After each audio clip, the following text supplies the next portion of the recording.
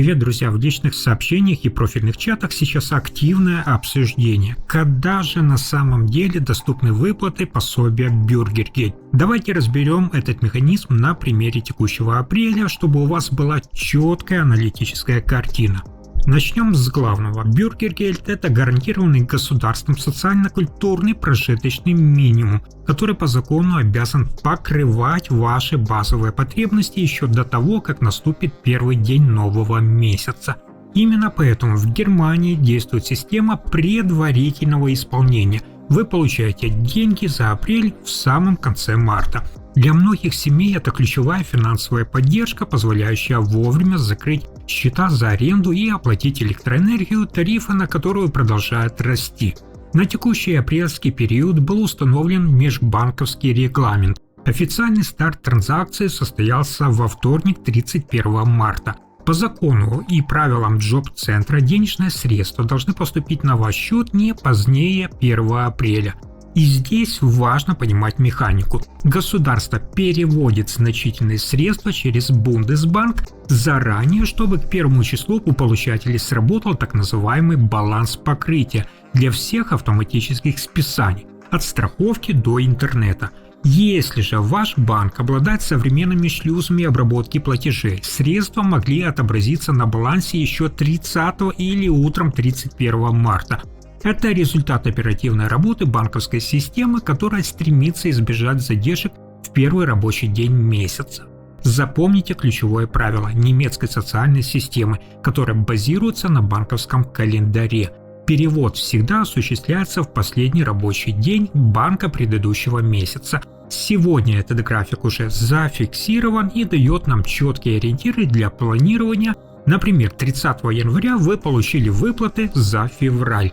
27 февраля за март, а следующий крупный транш за май ожидается ровно 30 апреля.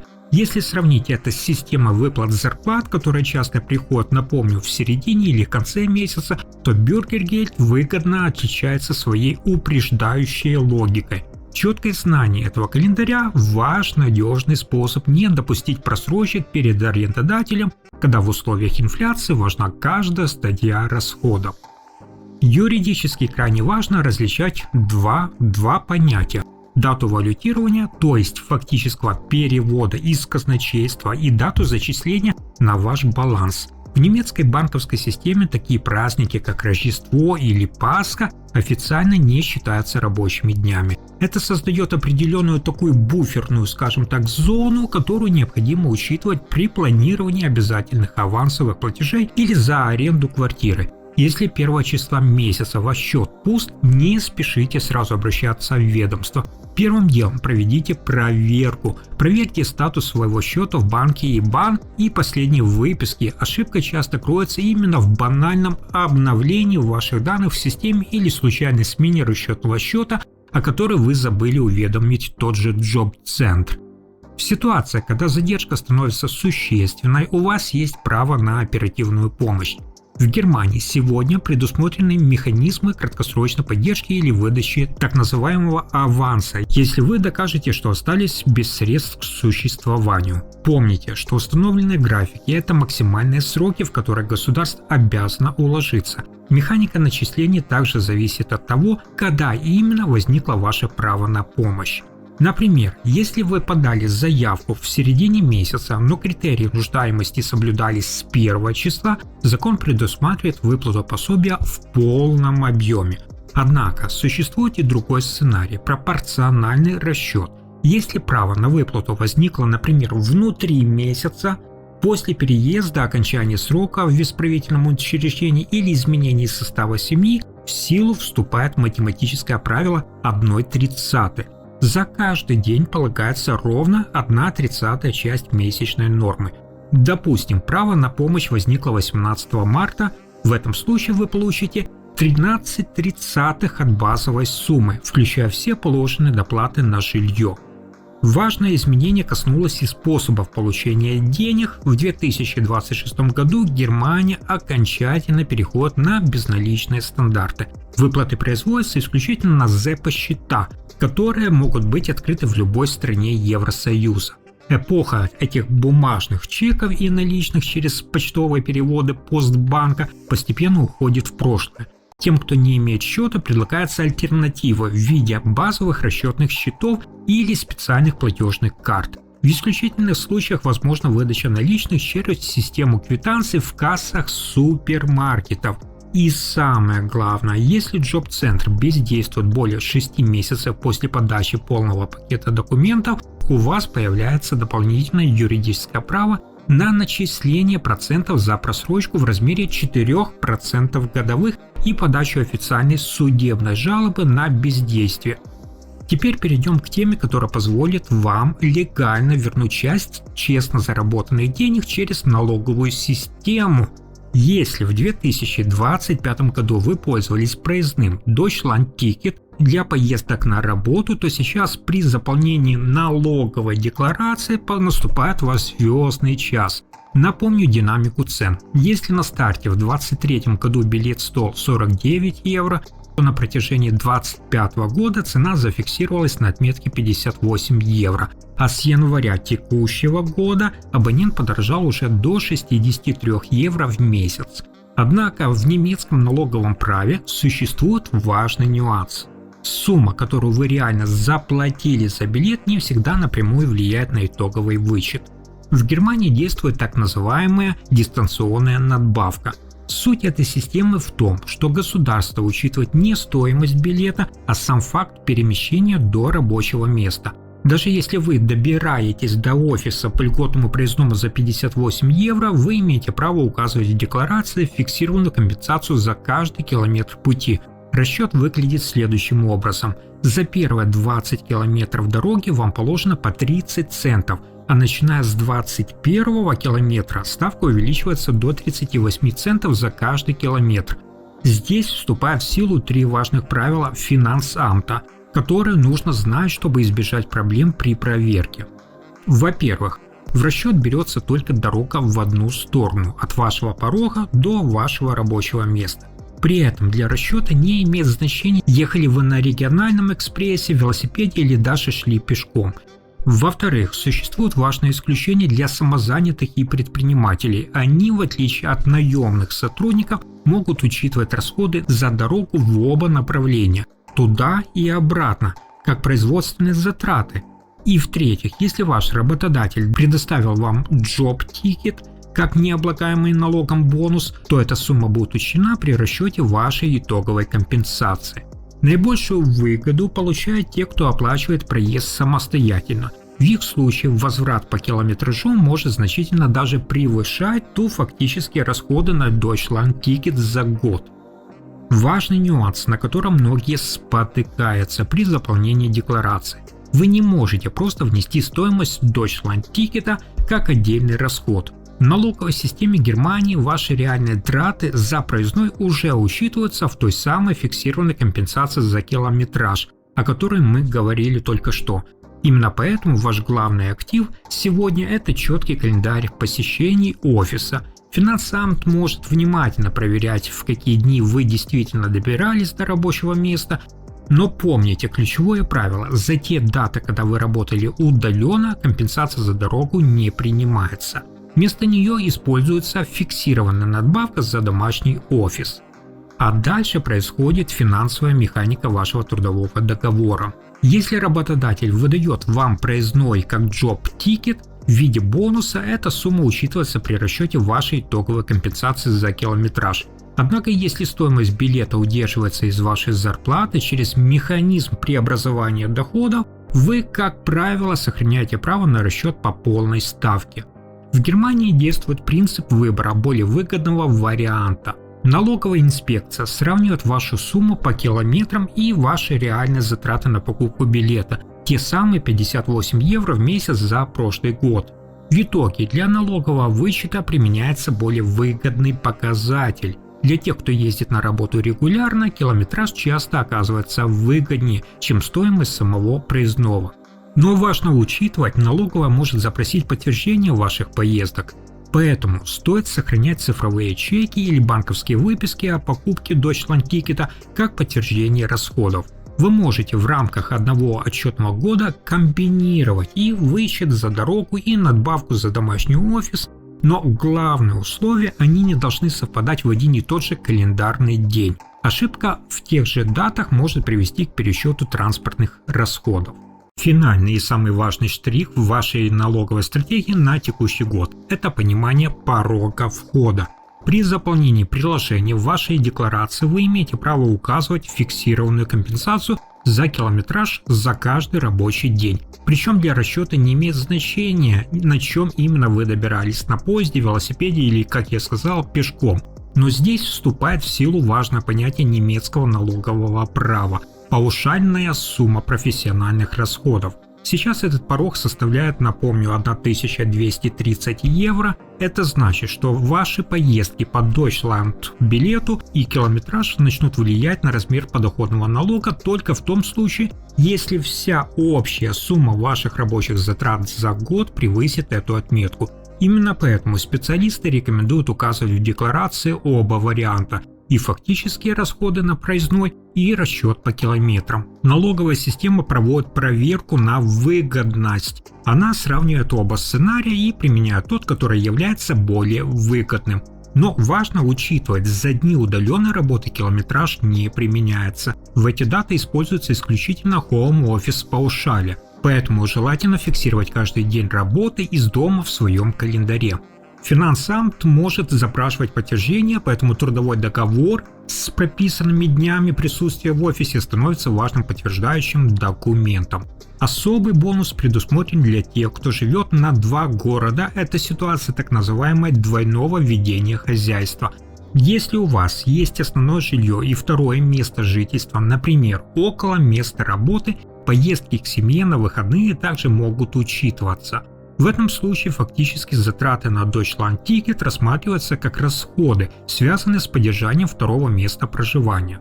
Важно сохранять цифровые чеки и ежемесячный отчет из приложения, поскольку при отсутствии подтверждающих документов возможен пересчет заявленных расходов. Четкое понимание сегодня этих налоговых правил помогает использовать проездной не только как статью расходов, но и как инструмент оптимизации налоговой нагрузки.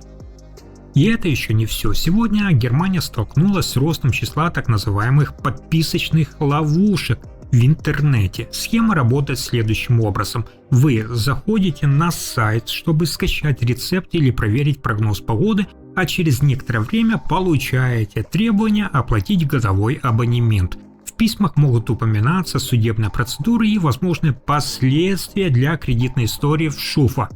Но прежде чем принимать решение об оплате, важно понимать, во многих случаях такие требования могут не иметь достаточно юридических оснований. Юридическая суть этой темы заключается в строгом немецком регламенте оформления онлайн-сделок. Чтобы договор считался все-таки заключенным, недостаточно просто зайти на сайт или поставить отметку. В Германии действует так называемое правило кнопки. Согласно параграфу 312 Гражданского кодекса, кнопка, которая завершающая заказ, должна подтвердить, например, заказ с обязательством оплаты. Если на кнопке указаны формулировки вроде «зарегистрироваться», «отправить» или «вперед», это может означать, что договор оформлен некорректно и требования об оплате могут быть оспорены. Недобросовестные сервисы могут сегодня размещать условия мелким шрифтом или маскировать стоимость под бесплатный пробный период, который затем автоматически переходит в платную подписку. Важно здесь помнить, обязанность доказать факт заключения договора лежит на стороне предъявляющей требования. Компания должна предоставить данные, подтверждающие, что пользователь видел цену и осознанно подтвердил оплату. Если же информация была представлена неясно или недостаточно ясно, такие случаи часто становятся предметом споров. По рекомендациям Организации по защите прав потребителей не стоит принимать решения под давлением.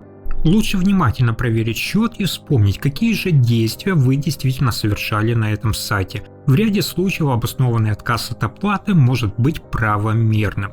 Если в вашем почтовом ящике все же оказалось подозрительное требование об оплате, полиция Германии дает четкий алгоритм действий. Не вступайте в телефонные переговоры, а сразу подавайте официальное письменное возражение. Самый надежный способ в немецкой практике – отправить его с заказным письмом с уведомлением о вручении. В тексте вы должны сухо и четко заявить: договор не заключался, требования не признаю. Это юридически фиксирует вашу позицию и существенно снижает возможность заявить в суде, что вы проигнорировали претензию. Прежде чем вступать в переписку, проведите собственное, скажем так, расследование, сделайте скриншоты того самого сайта, формы заказа и всех условий, где указана цена. Эти цифровые доказательства станут вашим главным аргументом. И помните, подобные схемы часто опираются на фактор давления и недостаточную информированность. Нередко устанавливаются короткие сроки оплаты, указываются пени и возможное внесение в базу ШУФа, чтобы подтолкнуть к быстрому решению. Но важно учитывать, пока компания не докажет в суде факт заключения договора, подобные угрозы не имеют достаточно правовых оснований.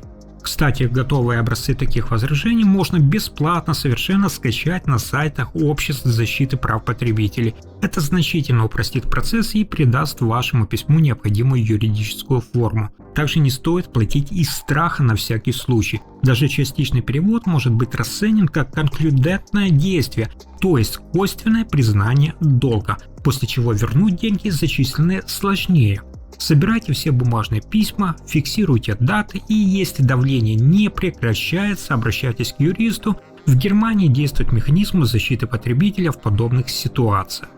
А дальше по-настоящему, скажем так, громкие изменения, которые коснутся многих жителей Германии, вне зависимости от того, интересуетесь вы спортом или нет.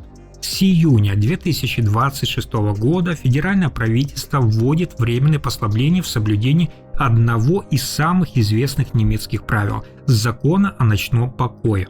Причина – это чемпионат мира по футболу, который пройдет в Северной Америке. Из-за значительной разницы во времени с Канадой, Мексикой и Соединенными Штатами Америки многие ключевые матчи будут начинаться по немецкому времени поздно вечером или ночью, что существенно усложняет соблюдение привычных норм тишины в жилых кварталах.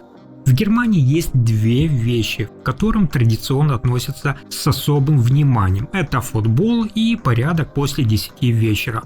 В обычное время уже в 22:00 уровень шума во дворах и на улицах должен снижаться, а за громкие крики под окнами возможны жалобы и меры со стороны правоохранительных органов.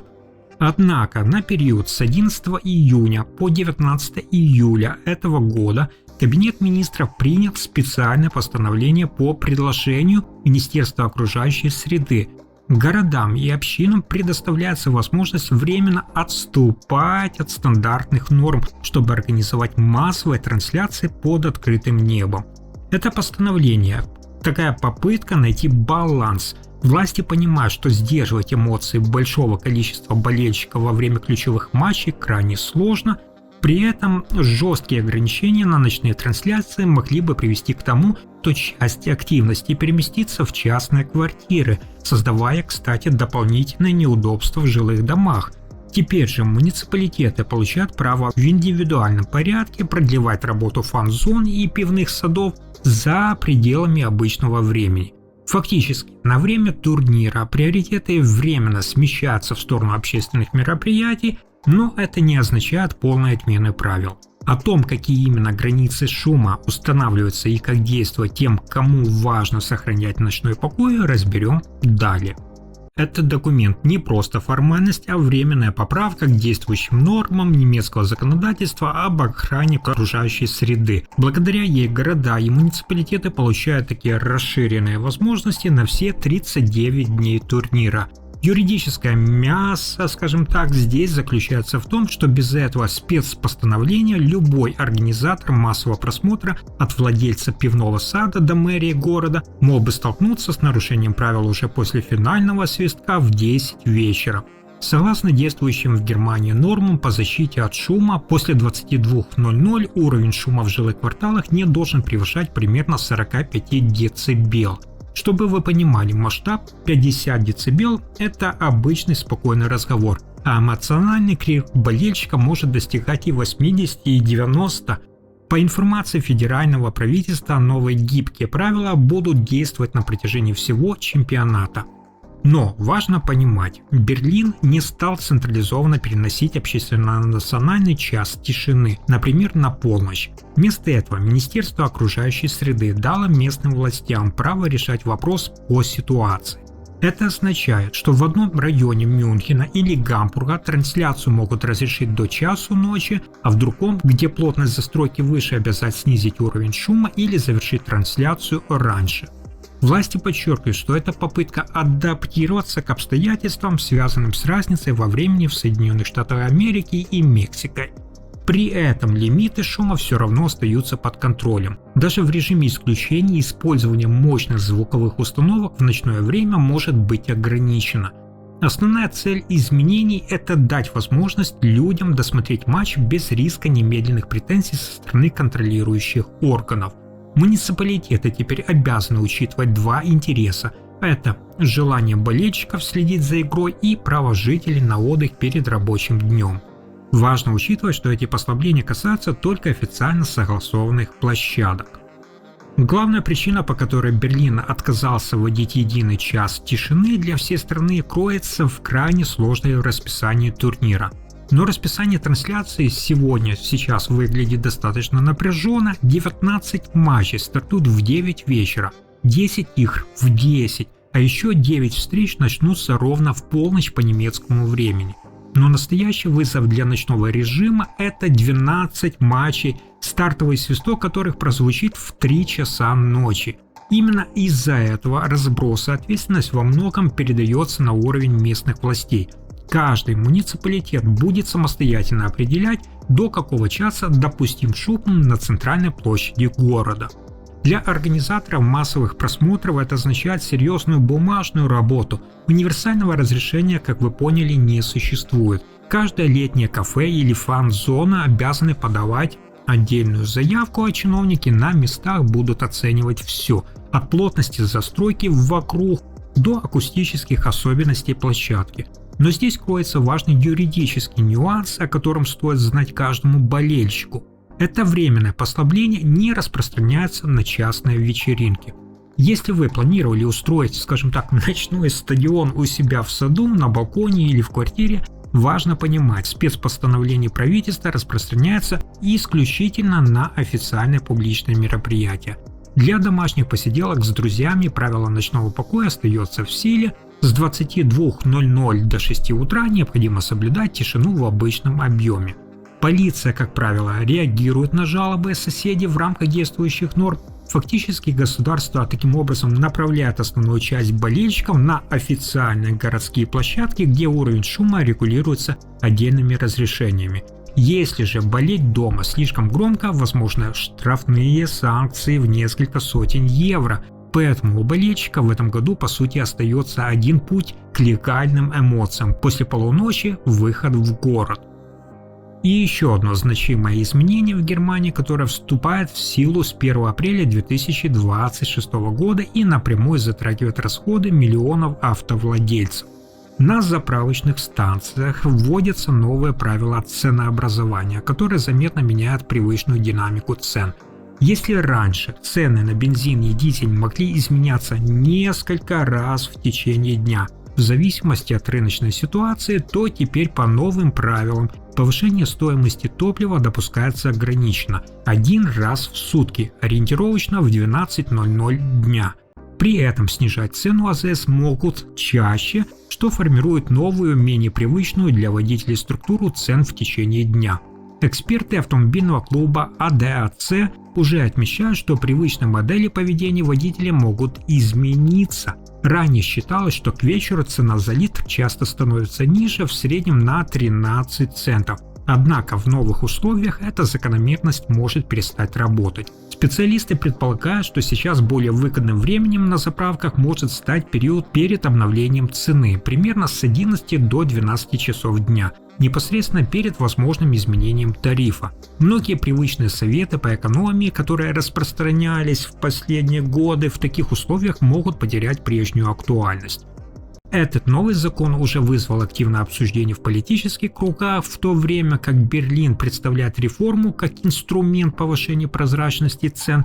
В некоторых федеральных землях звучит наоборот критика и сомнения в ее эффективности.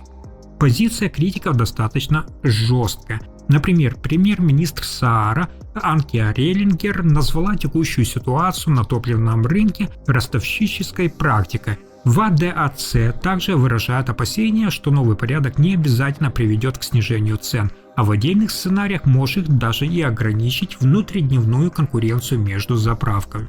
Политический градус вокруг цен на топливо продолжает расти, и здесь уже нет до дипломатии. Глава Мекленбурга Передней Померании Мануэл Швезих выступила с резким заявлением, подчеркнув, что ни население, ни экономика Германии не выдержат дальнейшего бесконтрольного роста стоимости логистики. Однако радикальное предложение оппозиции ввести жесткий потолок цен или налог на сверхприбыль нефтяных корпораций так и не нашли поддержки в правительстве. В экспертной среде автомобильного клуба АДАЦ разделяют эти опасения. Аналитики считают, что нефтяные гиганты могут использовать новую систему как потенциальный рычаг для повышения цен. Механика по их версии проста. Компании могут, как предполагают критики, искусственно задирать ценник до максимума перед единственным разрешенным окном повышения в полдень, что сделает заправку намного дороже, чем при старых хаотичных правилах. Специалисты же сервиса мониторинга, такие как Левер Танкен, прогнозируют возможную полную смену рыночной стратегии.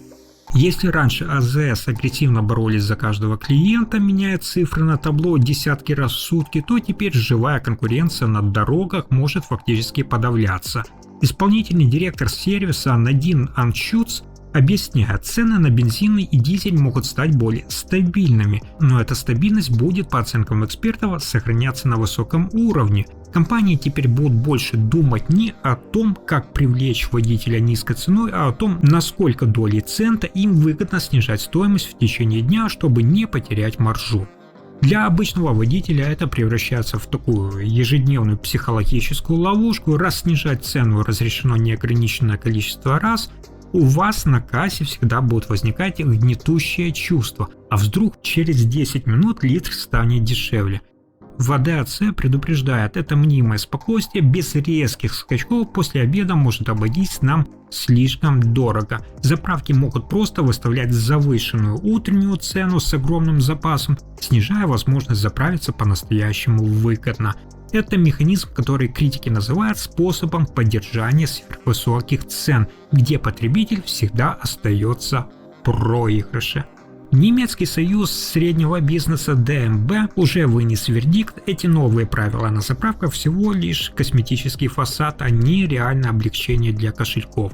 Исполнительный директор союза Марк Тенбик открыто заявляет: в ближайшее время дешевого бензина в Германии не будет, и точка. Масштаб проблемы подтверждают и цифры. Свежий опрос среди 450 компаний показал, что более 90% малого и среднего бизнеса буквально задыхаются от резкого роста расходов на энергию и логистику. Для половины из них текущие счета стали барьером, который мешает работать и развиваться. В Министерстве экономики видят этот социальный пожар, обещают подстелить солому. Если ситуация с ценами на табло не стабилизируется, власти рассматривают возможность очередного повышения компенсации за проезд на работу. Но это, по мнению критиков, может оказаться попыткой лечить симптомы, а не саму причину. Чтобы хоть как-то унять аппетиты нефтяных компаний, с 1 апреля расширяются полномочия федерального ведомства по картелям.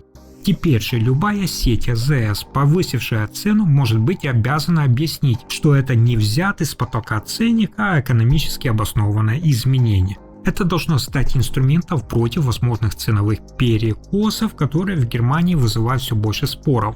В то же время союз налогоплательщиков бьет в самую болезненную точку – налог на СО2. Они называют его явной двойной такой нагрузкой и требуют пересмотра или вообще отмены. По их оценке, это мог бы быть самый простой и быстрый способ снизить цену на бензин на несколько десятков центов без сложных бюрократических схем. Но пока правительство сохраняет экологический курс, платить за эти меры приходится каждому водителю каждый раз, когда он вставляет пистолет в бак. Апрель — это время, когда старые правила ощущаются особенно остро прямо на кассе, в аптеках и на дорогах, но теперь вы знаете, как на этом не потерять.